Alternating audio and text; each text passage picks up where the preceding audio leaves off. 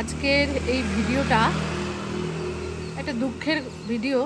একটুখানি তবু মনে হলো যে একবার একটু তোমাদের সঙ্গে ভাগ করি, একটু বলি কিছু। এই বেড়ালের বাচ্চাটা রাস্তা পেরোচ্ছিল, তাকে কোনো গাড়ি ধাক্কা দিয়ে গেছে, তার জন্য মারা গেছে। কখন হয়েছে জানি না, সকালে মনে হচ্ছে ভোরবেলাতেই হয়েছে।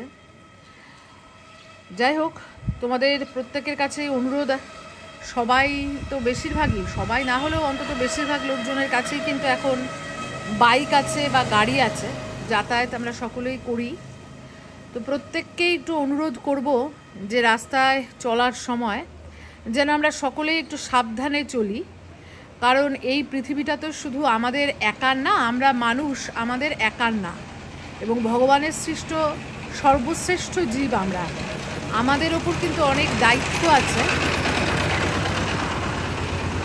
যে এই পৃথিবীতে যেন অন্যান্য প্রাণীরাও বেঁচে থাকতে পারে সেই দিকে লক্ষ্য রাখার।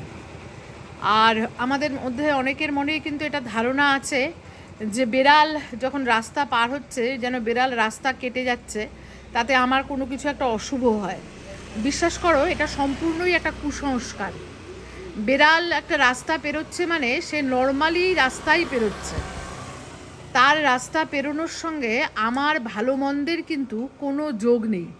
কাজেই বেড়াল আমার সামনে দিয়ে রাস্তা পেরোলো মানে আমার রাস্তা কেটে গেল। অনেক ক্ষেত্রেই অনেক গাড়ি চালককেই আমি দেখেছি, যারা দাঁড়ান তারা দাঁড়ান, কিন্তু অনেকেই চেষ্টা করেন যে বেড়ালটাকে হয় মেরে বেরিয়ে যাওয়ার বা তার আগে বেরিয়ে যাওয়ার।